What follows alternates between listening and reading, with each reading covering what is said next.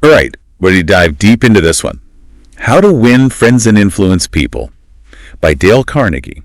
It's basically, what, a guide to better relationships, more success in life, all that good stuff. You got it. And it's not even new, almost 100 years old. I know, right?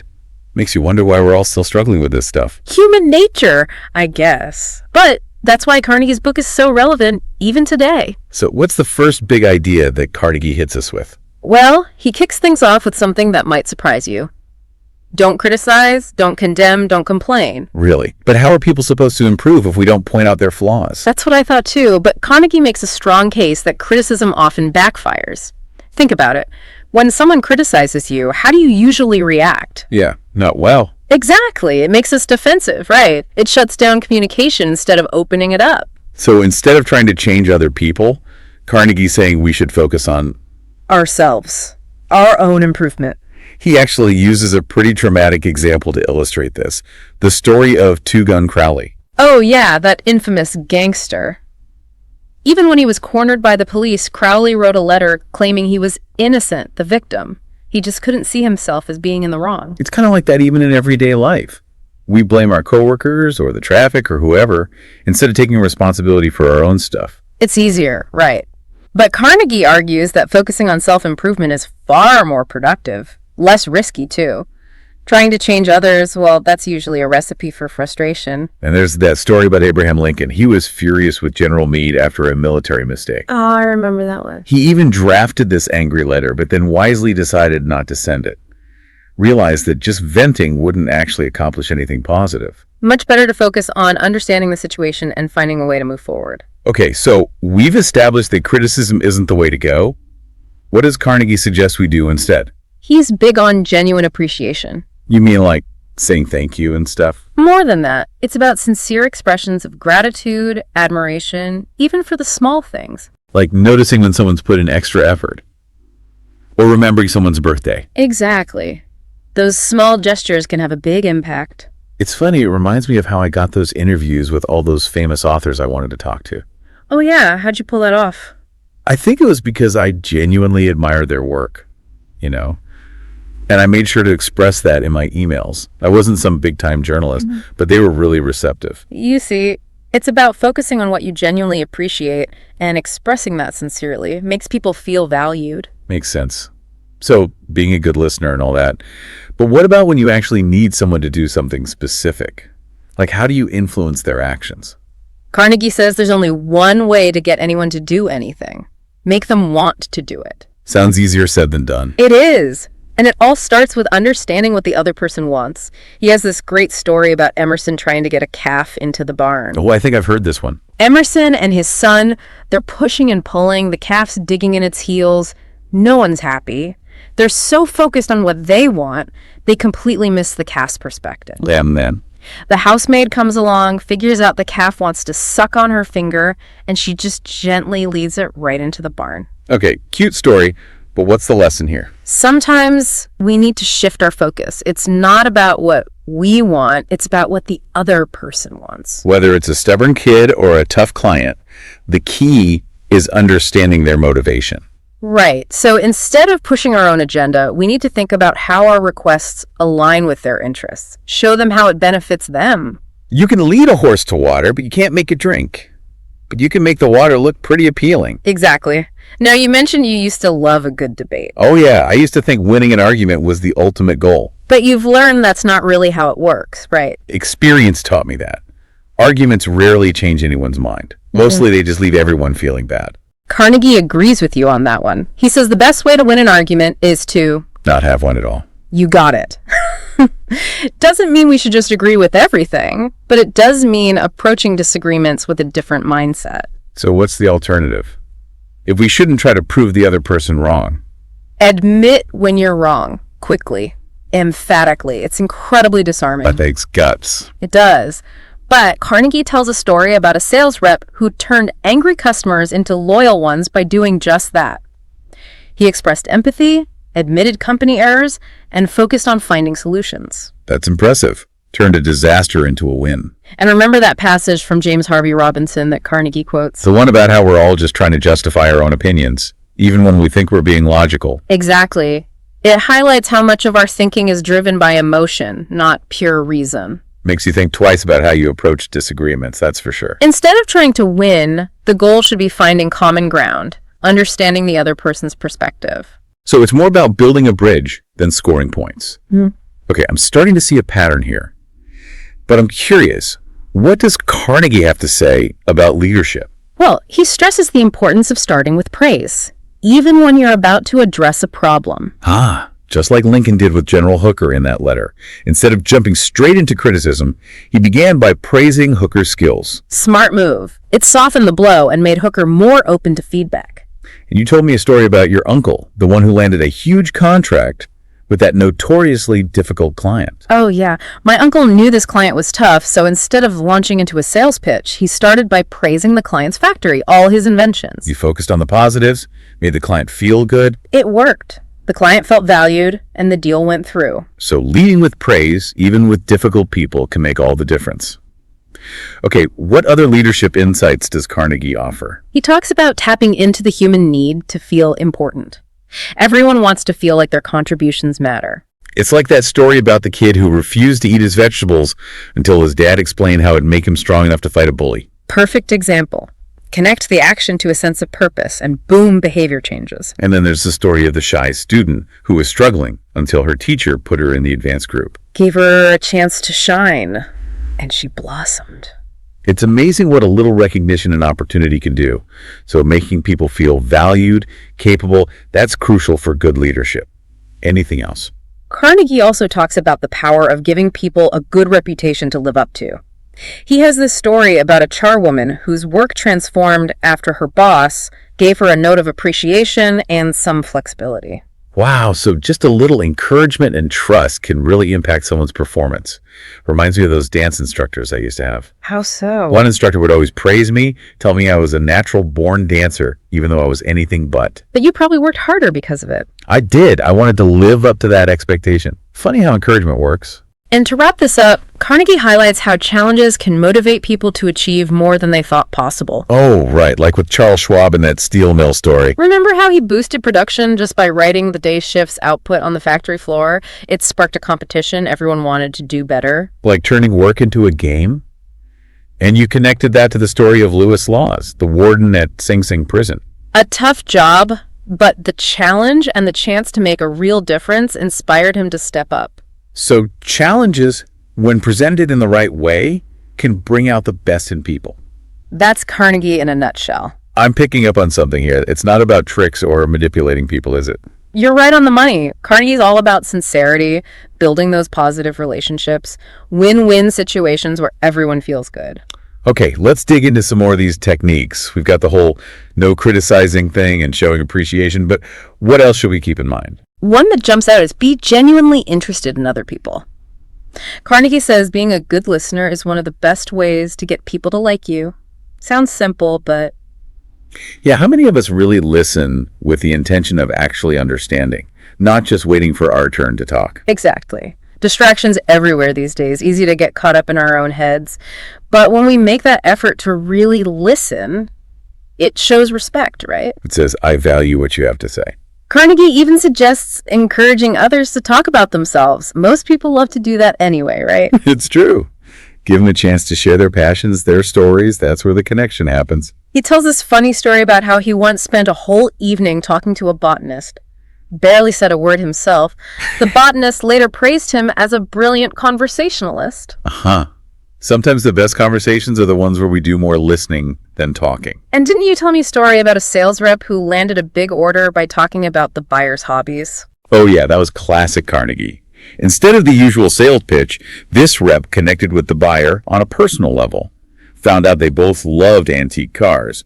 Spent most of the meeting talking about cars. And the buyer felt understood. That built trust more than any sales pitch could. Finding common ground, building rapport, it's essential. Which brings us to another big principle. Make the other person feel important. Carnegie says it's a fundamental human need. Makes sense. We all want to feel like we matter. He tells these heartwarming stories about how even small acts of kindness and recognition can make a huge difference. Like, remember that story about the kid who refused to eat his vegetables? Until his dad explained how it would make him strong enough to fight a bully. Exactly. The dad tapped into the kid's need to feel powerful, and boom, problem solved. And the story about the shy student, the one who was struggling until her teacher put her in the advanced group. The teacher's belief in her unlocked her potential. Just goes to show, recognizing someone's worth, giving them a chance, it can change everything. Carnegie talks about giving people a good reputation to live up to. Remember the story of the charwoman? Oh yeah, the one whose work improved dramatically after her boss gave her a note of appreciation and some flexibility. It's amazing what a little trust can do. Reminds me of my experience with those dance instructors. One instructor would always praise me, tell me I was a natural, even though I knew I wasn't. But you probably danced better because of it. I did. I wanted to live up to that image. Encouragement is powerful stuff. And we talked about this before, but it's worth repeating. Challenges, when presented in the right way, can really push people to achieve more. The story of Charles Schwab and the steel mill, that was a good one. Writing the day shift's output on the factory floor turned it into a competition, and production went way up. I remember how you connected that story to Lewis Laws, the warden at Sing Sing? Yeah, tough job. But the challenge of it, the chance to make a difference, it inspired him. So it's not about avoiding challenges. It's about framing them in a way that excites people, makes them want to rise to the occasion. Okay, we've gone through a lot of Carnegie's principles, Yeah. but I feel like there's so much more to uncover. You're right. How to Win Friends and Influence People. It's a book you can keep coming back to, finding new insights every time. But for someone who's just starting with this book, what would you say is the most important thing to remember? I think it boils down to this.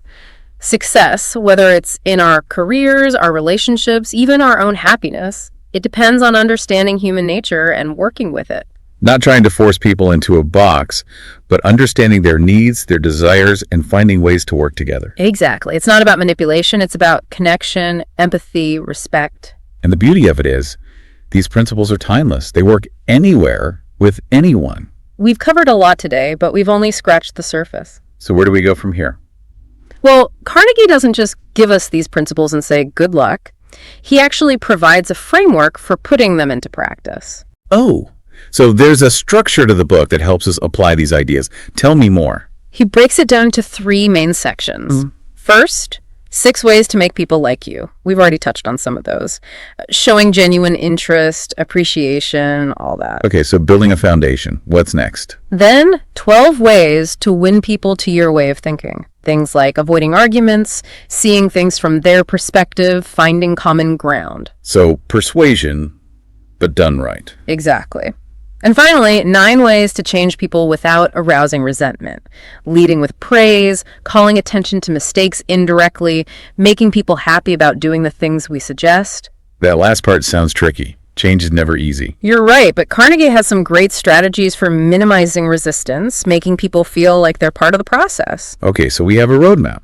Let's zoom in on some of those specific techniques. Where should we start? We've talked about giving honest and sincere appreciation, but it's worth emphasizing because it's the foundation for everything else. Like the foundation of a house. Right. Without it, everything else crumbles. And it has to be genuine, not just flattery. People can spot insincerity a mile away. Like those cheesy compliments you get from some salespeople. You can tell they're just trying to make a sale. It's off-putting. Genuine appreciation. It comes from a place of authenticity, recognizing the good in others, even the small things. Like President Coolidge being kind to his staff. It wasn't about grand gestures, just those everyday acts of kindness. Remember how you landed those interviews with those authors? Oh, right. I didn't try to brag or name drop. I just expressed genuine admiration for their work. And it worked. People are drawn to that kind of authenticity. Okay, appreciation, genuine interest. Got it. What else helps build that rapport, make people like you? This one might seem obvious, but remembering and using people's names. Carnegie called that the sweetest and most important sound in any language, didn't he? He did. Using someone's name makes them feel seen, valued, shows you're paying attention. We've all had those moments where we've forgotten someone's name. Super awkward. Carnegie has some tips for remembering names, but I think it comes down to making a conscious effort. Being interested in learning their name, pronouncing it correctly. A small detail, but it can have a big impact. Okay, let's talk about those techniques for winning people to your way of thinking. We talked about avoiding arguments, but what are some other strategies for persuading someone, getting them to see your point of view. This is where it gets interesting. How to navigate those situations where you disagree, but still need to find a way to work together. Carnegie starts by saying, respect the other person's opinion, even if you don't agree with it. Easy to say, hard to do, especially when you feel strongly about something. Instead of saying, you're wrong, try phrases like, I see your point, or that's an interesting perspective. Okay, so validating their feelings, even if you don't agree with their conclusion. And start in a friendly way. Coming in hot with hostility, that's just going to make people defensive. You catch more flies with honey than with vinegar. Find areas of agreement, build from there. Focus on what you have in common, not what separates you. Finding that common ground, that's key. Carnegie also talks about getting the other person saying yes, yes early in the conversation. That sounds manipulative. It's not about tricking them. It's about building momentum. Get them nodding along with smaller points. They'll be more receptive to your main argument. Okay, I see. Creating that sense of agreement, collaboration. And this connects to another important point. Let the other person do most of the talking. We talked about listening, but it's important for persuasion too. So it's not about dominating the conversation. It's about giving them space to express themselves. People are more likely to buy into an idea if they feel like they had a hand in shaping it. When you feel heard, you're more open to being persuaded. Makes sense. And here's one that can be tough. Honestly, try to see things from their point of view. That's hard, especially when you're convinced you're right. But if you can understand where they're coming from, it's easier to find common ground. Put yourself in their shoes. Yeah. You don't have to agree with them, but you can understand their perspective. Ask yourself, if I were them, how would I feel? It's a good reminder that everyone's actions are driven by something. And that leads to another principle. Be sympathetic to their ideas and desires. Empathy, even when you disagree. It disarms resistance. Okay, but what about when you need to correct someone? Point out a mistake? How do you do that without causing offense? Good question. Carnegie says, talk about your own mistakes first. Leading by example. Showing humility. If you're willing to admit your own shortcomings, they'll be more open to hearing about theirs. It makes them less defensive. And ask questions instead of giving orders. So instead of, you did this wrong, it's, I noticed this happened. Is there a better way to do it next time? Gives them a chance to think for themselves, feel empowered. Carnegie says people are more likely to follow through if they feel involved in the decision-making. And finally, let the other person save face. What does that mean? Don't humiliate them. Focus on solutions, moving forward, not dwelling on the past or assigning blame. Be gracious even when it's tough. Everyone makes mistakes. And lastly, make the other person happy about doing the thing you suggest. How do you do that? Frame your request positively. Connect it to their interests, their goals. Instead of, you need to do this, it's, this would really help us reach our goals, and I think you'd be great at it. Appeal to their sense of purpose. Exactly. Make them feel like they're part of something bigger. We've only touched on a few of Carnegie's techniques here. It's clear he's given this a lot of thought. It's not about being manipulative, it's about being human. Yeah, I'm ready to dive into his principles for changing people without arousing resentment. That's a skill we could all use. So how do we change people without making them feel attacked? Tell me everything. So we've covered making people like you, bringing them around to your way of thinking. But what about when you need to help someone change, course correct a bit? That can be tough. Yeah, it's like, how do you point out a problem without making someone feel attacked? Carnegie actually has a whole section on this, changing people without all that resentment. And one of his big things is surprise, surprise. Start with praise, honest appreciation. It's like we keep circling back to that, setting the right tone. Make them feel good before you bring up anything that needs work. Exactly. Like you wouldn't just start painting on a rough surface, right? You need that smooth base. Carnegie uses the example of Lincoln's letter to General Hooker. He praised Hooker's ambition before addressing his flaws. Smart, right? Criticism would have just made Hooker defensive, less likely to listen. And you told me a story about that service manager, the one with the mechanic who wasn't doing so well. Oh, right. Instead of yelling, the manager reminded the mechanic of his early days when he was the best. Gave him a good reputation to live up to. Subtle, but it worked. The mechanic's work improved. It's almost like reminding them of their best selves to help them get back there. Carnegie talks about encouragement versus criticism. Abilities wither under criticism, but they blossom with encouragement. Like criticism is like harsh sunlight. Yeah. Right? It can damage a plant. But encouragement is like gentle sunlight, helps it grow. Good analogy. Carnegie has a story about his niece, Josephine. She worked as his secretary. Oh yeah, she was young, made mistakes. Easy for Carnegie to get frustrated. He was her uncle A&D, her boss. But he didn't. He remembered his own mistakes when H.E. was young. Good reminder to be patient with people, especially when they're still learning. And praise even the smallest improvement. So easy to focus on what's wrong, but celebrating those small wins, that's powerful. It's like those little rewards we get when we achieve something. Keeps us motivated. Remember that phrase. Be hearty in our approbation and lavish in our praise. Be genuinely enthusiastic. It's not about fake compliments. It's about celebrating those moments of growth. Well, we've covered a lot of ground here. All of Carnegie's principles, how to connect with people, influence them, all that.